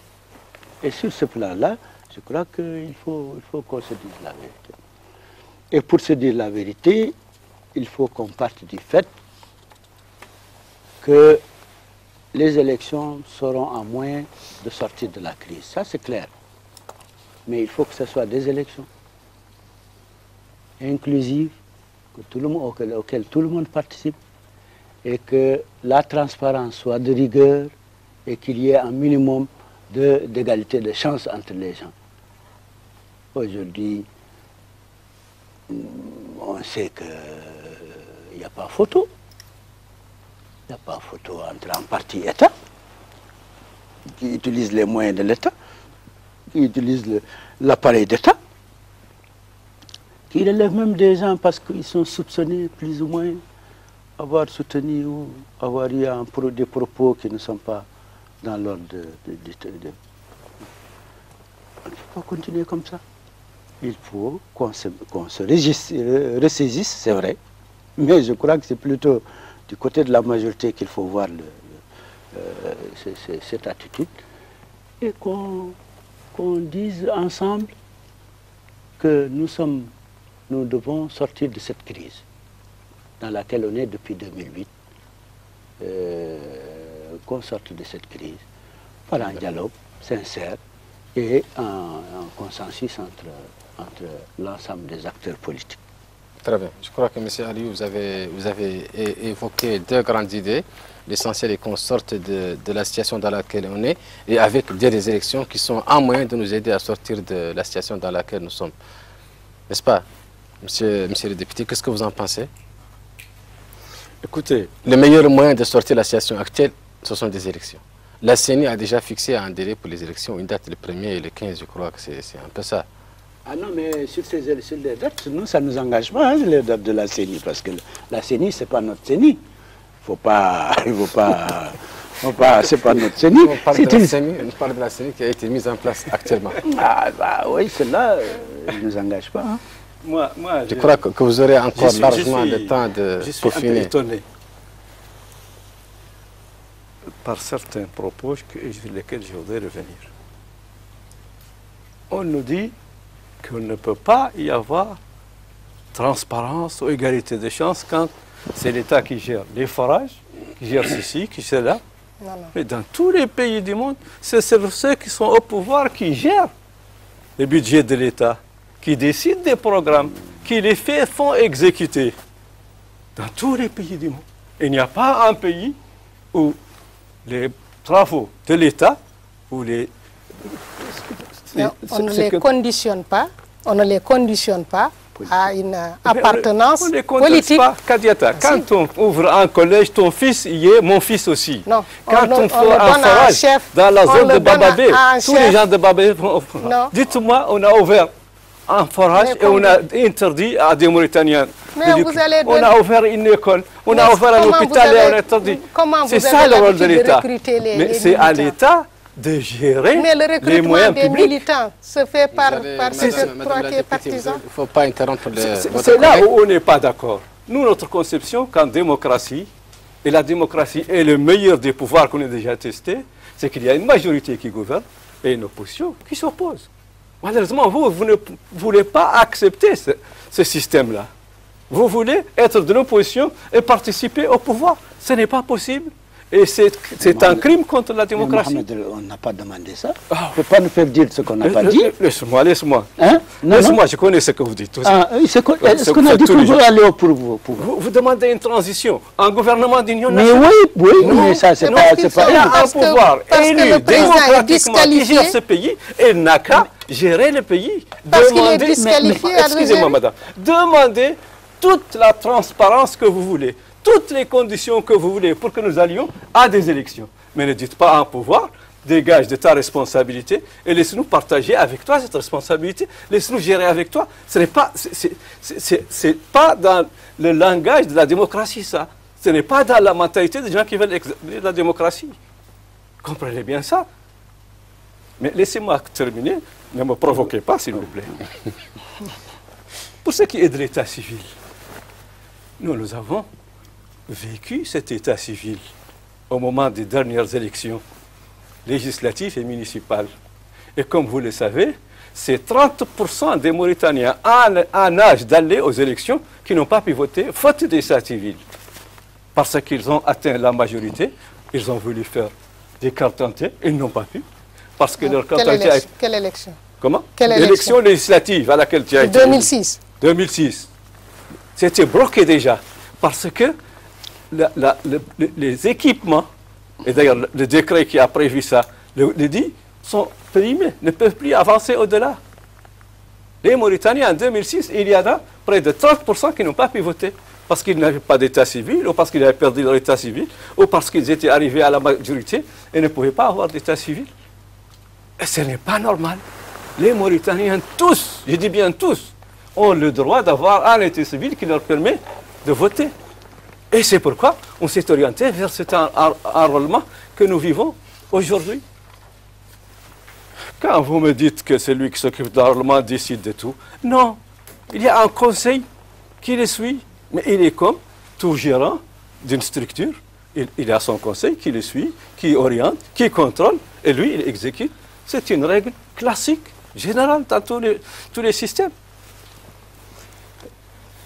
Et l'enrôlement obéit à des procédures précises qui sont appliquées à Basknou, qui sont appliquées à Ojeft, qui sont appliquées à Bababé, qui sont appliquées à Mbaye. Ce sont les mêmes procédures et c'est lui qui déroge parmi les équipes qui sont ça est sanctionné. Quand on me dit qu'il n'y a pas de procédure pour l'enrôlement, je suis désolé, mais c'est qu'on ne s'est pas beaucoup intéressé à l'enrôlement. On a voulu tout simplement le taxer en mal et puis c'est tout. Je reviens sur les élections. Mohamed El Abdelaziz, candidat à la présidence, a recueilli 52% au premier tour. Au premier tour. Quand on regarde notre environnement, les présidents de notre environnement, ils arrivent à peine à 30% au premier tour.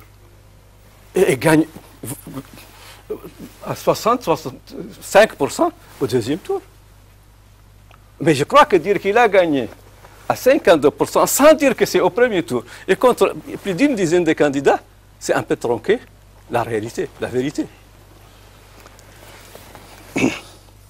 Je n'ai pas compris quand on me dit que le pouvoir ne gère pas tous les Mauritaniens. Pour moi, ne pas gérer tous les Mauritaniens, c'est faire un forage, le donner à certains et priver d'autres. Ouvrir une école et dire à certains des villages, vous pouvez, vous ne pouvez pas. Faire une route et dire ne passe que ceux qui sont avec moi. C'est ça, faire la distinction entre les Mauritaniens. On va te répondre. Quand on me dit que les nominations, mais tous les pouvoirs du monde, quels qu'ils soient, nomment ceux à qui ils font confiance. Et la Constitution, depuis toujours, est précise que le pouvoir exécutif, en l'occurrence le président de la République, nomme aux hautes fonctions de l'État. Ça, c'est un article depuis toujours. Donc, je suis étonné quand on me dit qu'on nomme ceci, cela, et on nomme que ses partisans, mais c'est la règle dans tous les pays du monde. Qu'on nomme que ses partisans? Oui. Ah bon? C'est ce que vous avez dit. Non, mais c'est ça qui existe. C'est ça que nous déplorons. Non, on déplore ça. C'est ce que nous déplorons. Vous avez bien dit ça. C'est ce que nous déplorons parce que c'est ça qui Madame, existe. il n'y a personne qui nomme ses opposants. Il n'y a personne qui nomme ceux qui l'insultent tous les jours. Mais ça, c'est terminé. Laissez-moi terminer. Ça, c'est terminé. Non, mais... il confirme. Non, mais Mohamed Mokhtar. Moi, je confirme qu'il doit nommer que ceux qui sont avec lui. Il ne nomme que ceux qui sont avec lui. Madame, ça, c'est une méthode terminée. Les pouvoirs monolithiques ont tendance à nommer ceux qui les insultent pour les faire taire. Aujourd'hui, le pouvoir actuel n'est pas dérangé quand ses opposants, mais il faut que ce soit des opposants déclarés, en disent du mal, c'est leur rôle, c'est leur devoir. Les opposants, ils sont là pour ça. Mais il faut les affamer pour qu'ils vous rejoignent. Comment tu peux soutenir? Mais comment voulez-vous qu'un pouvoir nomme à une autre fonction? Mais ce n'est pas une autre fonction. Nous demandons même les plantons des boutiques ML 2012. Même les plantons écoutez, des gardiens vous avez pris votre temps de parole. Ce sont les gens qui sont en train de... Le débat était bien parti, ne le cassez pas. On continue. Continuons vraiment dans l'ordre de la discipline. Vous m'avez parlé des médias d'État. Jamais le pays n'a connu une plus grande ouverture par rapport aux médias. Les médias, il y a une ouverture exceptionnelle qui permet de libérer tout l'espace. Et tous les jours que Dieu fait, ce n'est plus les médias d'État. Même les radios Mauritanie, la télévision de l'AMI, désormais, ne sont plus des sociétés d'État comme elles étaient. Je vous dispense des médias privés. Certainement... Je crois qu'en gros, vous avez pris... L'idée est passée. On va donner au ministre l'occasion aussi de... D'accord, moi ce que j'ai envie de dire... Je n'ai pas d'arriver au dernier tournoi. Je n'ai pas répondu à votre question. Il n'a plus le temps de répondre. Il a laissé l'autre répondre. Vous avez préféré répondre à autre chose. Non, j'ai fait comme candidat mais on a l'habitude de parler sans être interrompu, que ce soit ici ou ailleurs. Moi, je vais dire quand même ce qu'en réalité, je voudrais bien que le débat continue comme il a commencé. On y va, sur On doit se dire la vérité. Depuis quand toi tu connais la vérité? Et se regarder vraiment en face. Non, je n'apprécie pas quand même certains qualificatifs, certaines façons de dire, certaines manières de parler, de taxer. Ce n'est pas une bonne chose. Je pense que nous pouvons très bien dire ce que nous pensons avec toute la plus grande politesse. Nous sommes tous des hommes respectables et responsables. Moi, je réponds à quelques questions. On parle ici des marchés publics.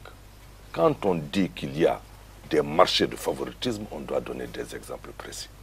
Moi, ce qu'il me semble, qu'il y a une autorité de marché, qu'il y a des commissions spéciales dans ce pays et qu'il y a le jeu de la concurrence.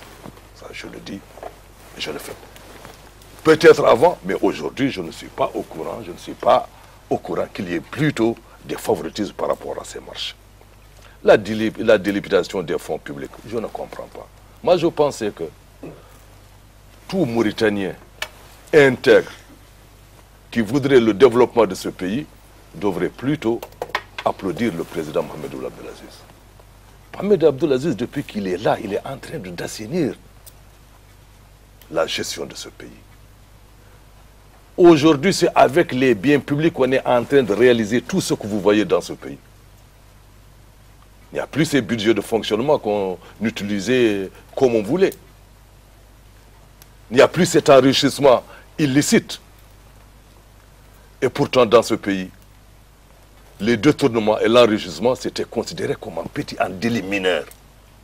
Quelqu'un qui prend une décision de mettre croix à ça, et c'est sûr que l'impact sera très positif et le plus rapidement possible, devrait être plutôt salué, encouragé. Et nous devrons tous l'accompagner et encadrer cette nouvelle vision. Et non continuer tout simplement à penser que non, cela n'existe plus. Puisqu'on détourne quand on a de l'argent, aujourd'hui au niveau des administrations centrales, tu n'as pas de budget de fonctionnement, il n'y a pas de logement, il n'y a pas de carburant. Les gens vivent en fonction de leurs moyens.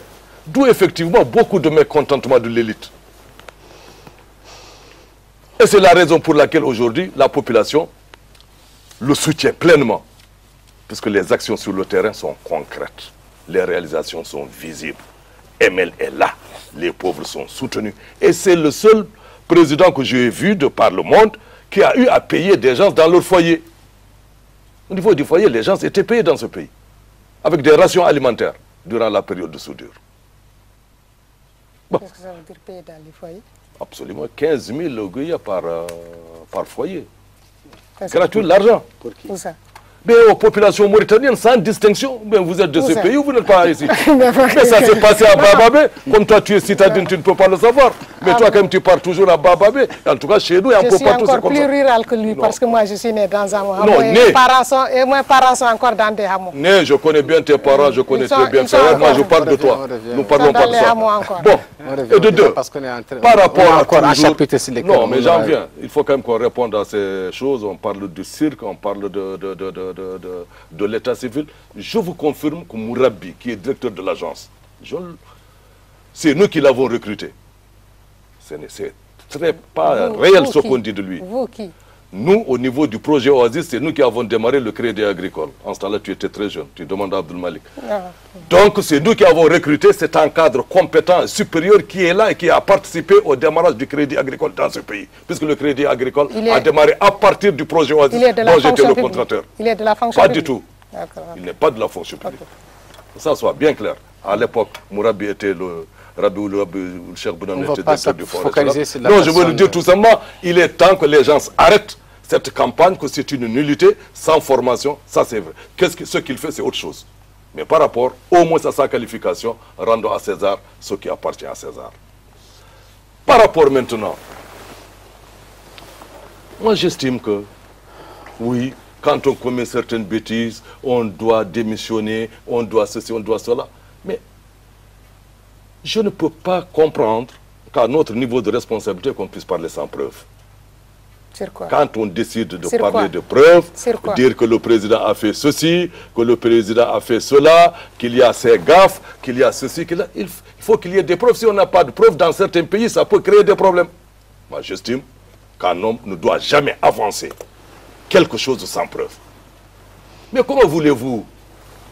Mais on dirait aussi que vous avez un souci, le gouvernement d'union. Pourquoi le gouvernement? Quand on veut aller dans un gouvernement, il faut aller aux élections. Les élections présidentielles, c'est dans moins de 2 ans. C'est dans moins de 2 ans. On peut faire comme les élections législatives. Bon, les élections législatives, il y a une fourchette. Il peut prolonger son mandat aussi. Non, il ne va jamais prolonger son mandat. Vous savez très bien que le président est pressé, la majorité est pressée pour que ces élections aient lieu. Parce que tout simplement, nous voulons tout simplement, et en plus, ces élections. Mais c'est en faveur de l'opposition. Aujourd'hui, 52% des sièges, c'est le scrutin proportionnel. 52%. Et aujourd'hui, il est décidé, après le dialogue, qu'il n'y a plus de nomadisme politique pour les élus. Ça, ce n'est pas en notre faveur, c'est en faveur de l'opposition. Parce que tout simplement, tout cela doit inciter tout le monde à participer à ces élections. Moi, j'estime que celui qui veut diriger, celui qui peut faire appartenir à un gouvernement, celui qui veut être nommé, doit participer aux élections tout simplement et gagner de haute lutte le combat. Sinon, il n'y a rien à faire. Nous sommes là, et c'est nous qui sommes nommés, et c'est nous qui nommons, et c'est nous qui proposons. Quand ça sera vous, ça va être vous. Ça soit bien clair. C'est entendu. Madame la députée, je crois qu'on n'a plus assez de temps. Oui, oui. C'est pourquoi je voulais vous demander d'être très résumé. Si vous avez des réponses à apporter aux affirmations de vos collègues. Il nous demande d'applaudir Mohamed Abdelaziz. Lui, il peut le faire. Il peut lui applaudir Mohamed Abdelaziz ou des gens comme lui. Et je les plains. Parce que Mohamed Abdelaziz et ses partisans, en général, ils les taxent, eux, qui avaient été avec Maouia, avec tous les autres pouvoirs, d'être les Rumuz il-Vessar. Réponds-toi. Bon, de toute façon, mais lui, il n'a pas dit d'applaudir, c'est toi qui as dit d'applaudir. Il n'a pas dit d'applaudir, c'est à toi que je m'adresse, toi qui demandes. Nous ne pouvons pas. J'étais bien avec lui et je l'assume, ça je te le dis. Non, non, mais et moi, je prends la parole, je vais répondre. Moi, je ne me déroge pas. Non, non, pour moi, vous nous demandez d'applaudir. Moi, je vous dis que je ne peux pas l'applaudir et je ne l'applaudirai pas. En tout cas, jusqu'à présent. Mais vous qui êtes taxé par lui et par ses partisans d'être les Rumuz il-Vessad, vous pouvez encore applaudir. Ça, vous avez le cœur pour ça. Mais cela n'est pas... Les Rumuz sont connus. S'il te plaît, madame la députée. Moi, je ne sais pas, je ne serai jamais Rumuz dans ma vie. Je n'ai même pas de compte, je n'ai pas de poche. Si tu as affaire aux autres, ça, c'est pas bon. Moi, je vous dis tout simplement que tous les jours que Dieu fait, tous les jours que Dieu fait... Restons dans le débat, restons dans le débat. Mais moi, je suis dans le débat. S'il faut être désagréable, il ne faut pas être comme ça. Moi, je dis tout simplement... Reste dans le débat. Moi, ce que j'ai dit et je le répète. Je dis et je le répète. Ce sont les gens qui sont au pouvoir, qui, à chaque fois qu'on a critiqué la situation, ils nous disent que ce sont les Tarakumat. La Gabéji, c'est les pouvoirs qui se sont succédés depuis 1960 à nos jours. Et il nous demande d'applaudir. Je lui dis que lui, il peut applaudir ou quelqu'un comme lui peut applaudir. Moi, je ne le fais pas. Moi, je voudrais revenir un point. Alors, je reviens. Madame la députée, qui a parlé le mot applaudir? Madame la députée. Non, pas du tout. Vous allez revoir votre on va mais je passe. Non, madame la députée. Je passe. Ça va peut-être dans le sens... Non, je passe. Il y a un communiqué de la coordination de l'opposition démocratique dans lequel il pose certaines exigences. Mais laisse-moi terminer, je reviendrai à la déclaration de l'opposition. Je vais revenir. Mais de manière très résumée, parce qu'on a plus assez de temps. On a plus de temps. Mais je voudrais dire que lorsqu'on nous dit que nous avançons des choses sans preuve, nous n'avançons rien. Nous avons dit tout simplement qu'il y a des choses qui se sont passées ou qui ont été révélées et qui sont extrêmement graves. Je ne peux pas imaginer que le président de la République se fasse tirer une balle et le même jour il dit qu'il a comment ça s'appelle? Il dit qu'il a pardonné à celui qui a tiré sur lui. Et vous avez juré qu'il est mort, qu'il ne va plus jamais ressusciter. De toutes les façons, qu'il soit mort ou vivant, on lui a tiré une balle. Oui, c'est un petit détail. Vous avez dit aussi qu'il ne va jamais vivre et qu'il ne va pas survivre à ça et qu'il va mourir. De toutes les façons, ce qui est important ici, c'est que... Quand on est blessé, malade, il y a autre chose qu'on doit penser. Deuxièmement... Ce disque est usé, s'il te plaît. Deuxièmement... Madame la députée... Non, mais c'est pas la peine. Deuxièmement, aujourd'hui... Revenez à l'essentiel. On a un président de la République, et ça, ce n'est pas moi, ce n'est pas lui, et ce n'est pas la CODE, qui a révélé qu'il serait lié à des groupes de mafia qui blanchissent le dollar. Ce n'est pas nous, ce sont les arbitres.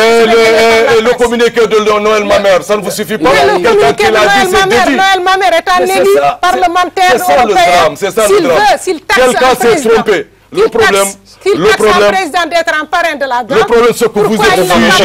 Ça, je crois que ce n'est pas... Vous êtes figé et vous ne pouvez pas apprécier les choses. C'est toujours le même discours. Il faut savoir apprécier. Parce qu'il y a des éléments de cette nature. Mais c'est ça, Noël Mamère a déjà fait son communiqué. S'il n'avait pas répliqué, je ne Ce n'est pas une question de réponse. Sois bien élevé, s'il te plaît.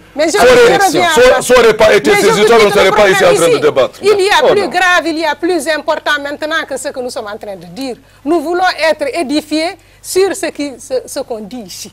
Parce qu'ailleurs, vous avez l'affaire de Jérôme Cahuzac en France, qui est en train de faire tomber Hollande. Alors que ce n'est pas Hollande qui a un compte ailleurs. Mais pourquoi ici, un président de la République? Et si on est pressé, on va faire comme toi.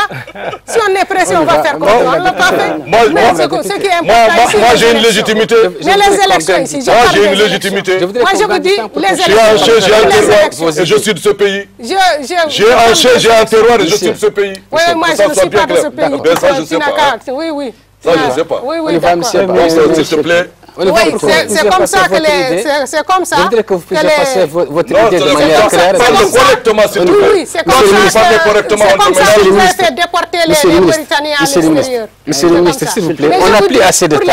On va en finir. Vous avez l'occasion de conclure. Je parle des élections maintenant. D'accord. Voilà. Les élections, je vous dis qu'il devait se produire il y a 2 ans presque. Je parle des 4 exigences fondamentales de la Cour. Mais attendez, si je viens sur ça, mais je n'arrive à ça. Nous, notre problème, c'est qu'il y avait des règles, il y avait une loi, il y avait des institutions qui étaient valides, il y avait des échéances. Aujourd'hui, tout ça n'a pas été respecté. Alors, si ça n'a pas été respecté, la loi n'a pas été respectée, la Constitution n'a pas été respectée. Nos conditions, c'est qu'aucune élection ne peut être organisée aujourd'hui sans qu'elle ne soit consensuelle, sans que tous les acteurs se mettent d'accord sur la manière de les organiser, avec toutes les garanties de transparence. Et en premier lieu, la garantie de transparence, c'est que Boun Abdelaziz et son Premier ministre sont disqualifiés pour les organiser, parce qu'ils en ont fait les preuves. Et pour cela, alors, il faut qu'il y ait un gouvernement qui va avoir des pleins pouvoirs pour pouvoir superviser ces élections et faire en sorte que tout ce qu'on a décrit ici par rapport aux attitudes du pouvoir, par rapport à ses comportements, que cela ne puisse pas entacher les élections. Très bien. Monsieur Ba, je crois que moi, je voudrais quand même dire à Bokar qu'il n'est pas raisonnable de nous regarder les yeux dans les yeux et dire vous devez applaudir Abdelaziz. Vous n'avez qu'à applaudir Abdelaziz parce qu'il est. Je crois que ce n'est pas l'objet du débat. Chacun de nous est très responsable de son positionnement politique. Vous êtes de la majorité, nous sommes de l'opposition. Et nous essayons de trouver des solutions.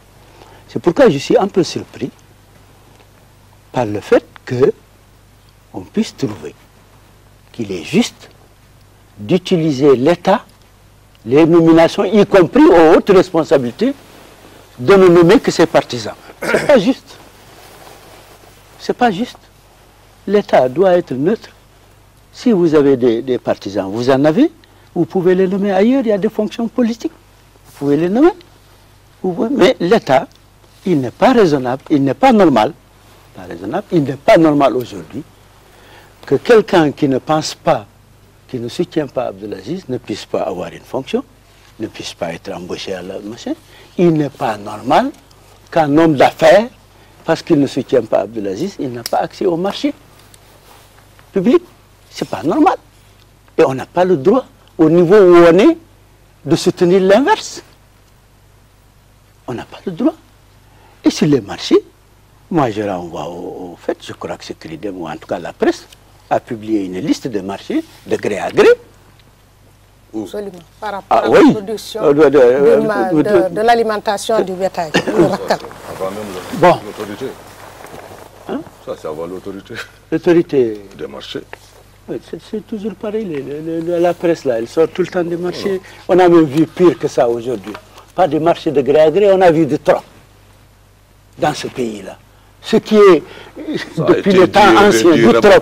On vous donne des terrains, vous construisez ceci.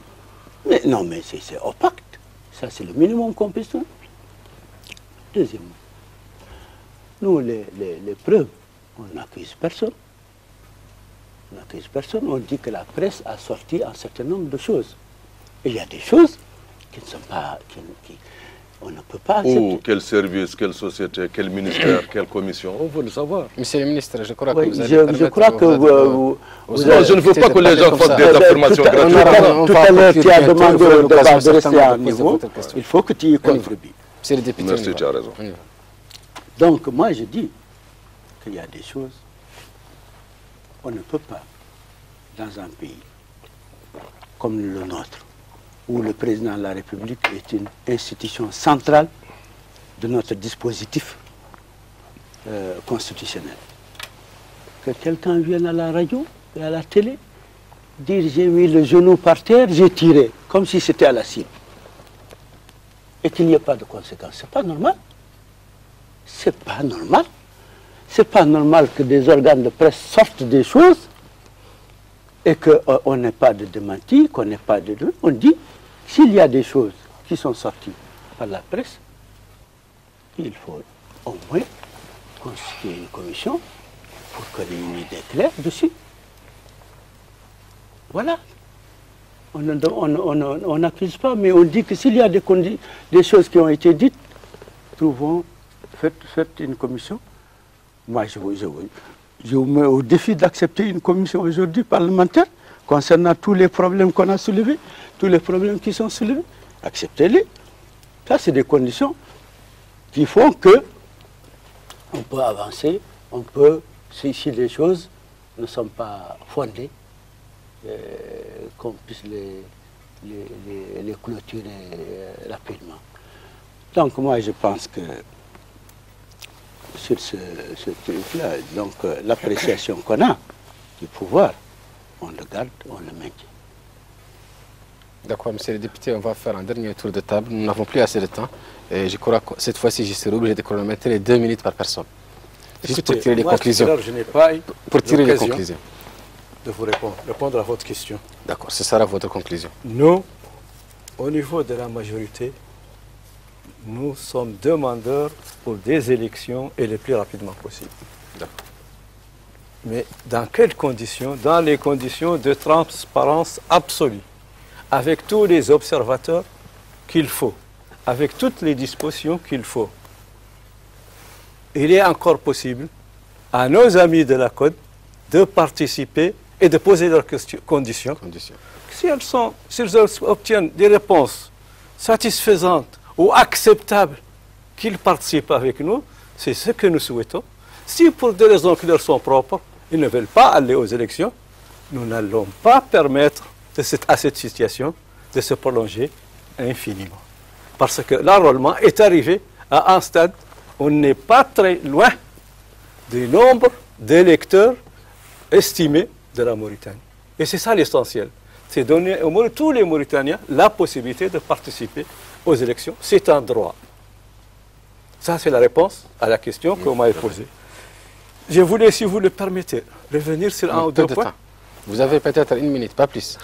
J'aurais préféré que vous tirez les conclusions et que vous lancez Moi, je suis étonné quand mes amis disent que le président Aziz et son Premier ministre sont disqualifiés pour organiser des élections. Ça me ramène à ce que je disais.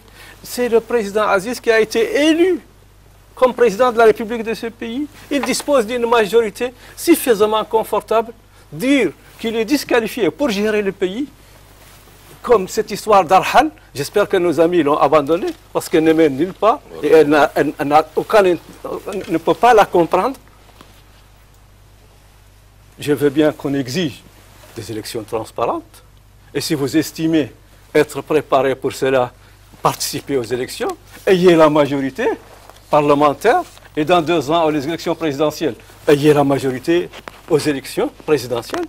Mais si le peuple mauritanien, qui a le dernier mot aux prochaines élections, continue à donner la majorité à la majorité présidentielle actuelle, et aux prochaines élections, donne la présidence à celui que cette majorité présentera, il faut comprendre que c'est ça la règle de la démocratie. Très bien, les députés. Et nous souhaitons que nos amis nous accompagnent et participent aux élections qui sont Monsieur le ministre, un mot pour conclure. Je dirais un mot, je répondrai quand même à Adjetou Diallo. Vous l'appelez au début de l'émission ma cousine. Oui, il a dit que nous avons déporté. Mais il faut voir ceux qui ont déporté mes parents. Moi, mes parents n'ont pas été déportés. Ça, En tout cas, moi, ma soeur a été déportée. ton frère aussi. Oui, mon frère aussi. Mon meilleur ami, carrément. Bon, donc ça, il faut voir ceux qui l'ont fait. En ce temps-là, nous étions tous dans la même sauce, opposition. Vous êtes toujours cousin. Bon, ce que je veux dire, l'enrôlement a beaucoup avancé. La projection pour les pièces d'identité, c'était 1 700 000. Nous avons aujourd'hui 1 600 000 pièces d'identité. 50% ont été retirés. Donc, nous pensons que le pourcentage est largement important. Regardez à l'agence, regardez les sites, regardez machin, vous allez avoir l'information. On continue. Regardez le site de l'agence, regardez les différents sites. La réponse est là-bas où tu la trouves. En tout cas, c'est là-bas où j'ai tiré moi les informations. Donc, nous pensons que d'une manière raisonnable, sous peu de temps, les élections peuvent être organisées. Nous souhaitons la participation de tout le monde, parce que nous n'avons pas autre pays que la Mauritanie. Nous voulons que la paix ici. Nous voulons que l'entente ici. Nous voulons que toutes les communautés mauritaniennes, quand je dis j'applaudis, moi j'applaudis Aziz pour une bonne raison. Parce que tout simplement, en tant qu'issu d'une certaine communauté, il a contribué, il a commencé à régler un certain nombre de problèmes. Tout n'est pas réglé. Il reste encore des choses à faire. Mais je sais qu'aujourd'hui, il y a la prière aux âmes des martyrs, le pardon national, le retour des déportés, le programme de réinsertion qui continue pour 1 milliard, 2 milliards cette année. Et c'est un programme qui va continuer pour que les gens, pour que le niveau de vie soit toujours élevé. Je sais que 876 agents de l'État ont été récupérés, soit admis à la retraite, soit machin. Non, je veux dire que c'est pour l'ensemble de ces actions que je dis, moi, j'applaudis le président, en plus des réalisations énormes, incontestables réalisées ici. Donc j'estime et je souhaite que la paix, il n'y a que la paix. Nous voyons ce qu'il y a autour de nous. D'accord, Madame la députée, pour conclure. Oui, pour conclure, bon, quand il dit qu'il a applaudi Abdelaziz, oui, il peut continuer à applaudir comme il avait applaudi Mahawi aussi. Des élections à propos des élections, nous avions en 2009, nous nous sommes opposés à l'organisation des élections du 6-6. Et de la même manière, nous allons nous opposer à l'organisation des élections de manière unilatérale pour nous amener au même résultat que nous avons connu en 2009. Nous nous opposerons à de telles élections. Nous demandons formellement à ce qu'il y ait un dialogue avec entre tous les partenaires pour qu'ils se mettent d'accord sur des élections, la manière de les organiser, les outils à disposer pour pouvoir avoir des élections qui ne vont pas encore déboucher sur une autre crise. Et les crises post-électorales, comme le disait Aliou, sont beaucoup plus redoutables que ce que nous voyons ici. Et les exemples sont très nombreux. Et je souhaite que cela soit très clair, que la Côte n'acceptera pas des élections comme celles qui devaient être programmées pour le 6-6. De la même manière, on s'opposera avec détermination de l'organisation de tels scrutins. Monsieur le député Barry Ibra. Oui, moi je voudrais simplement dire à Bokar que si il est de l'autre côté, on est de ce côté, c'est qu'on a des appréciations différentes de la situation. S'il ne voit que les prières de Kaïdi pour les négro-africains, moi je vois des centaines et des centaines de jeunes qui n'ont pas d'autre choix. Ça ne montre pas ce que j'ai dit. Non, je n'ai pas ce que je dis.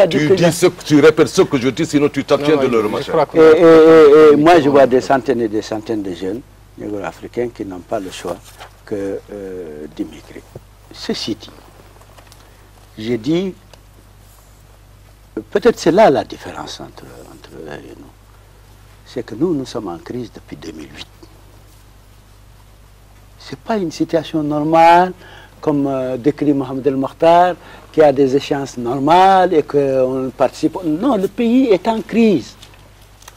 Le pays est en crise et il faut qu'on trouve les moyens de le dépasser. Ce sont les élections. Et moi, je pense que les élections consensuelles et autres, et de ce point de vue-là, il me semble que l'initiative du président Messoud est une bonne chose sur laquelle nous pouvons rebondir pour essayer de trouver une solution à notre crise, sortie de crise. Voilà. Merci, merci mes invités. Je rappelle que j'étais... c'est fini, je crois. On n'a plus le temps, l'antenne ne nous permet plus parce qu'il y a un journal à 0h. Donc l'occasion pour moi de remercier M. Mohamed Mokhtar Oulzamir qui est député IPR à l'Assemblée nationale. De remercier également M. Bokar Soulé qui est ancien parlementaire et qui est membre de l'IPR. De remercier Mme Kadjata Malik Diallo qui est député IFP, pardon, et M. Barry Ibra qui est député opposition, coordination de l'opposition démocratique. Je remercie également les téléspectateurs et je vous dis à une prochaine émission de débat dans les jours ou les semaines à venir, Inch'Allah.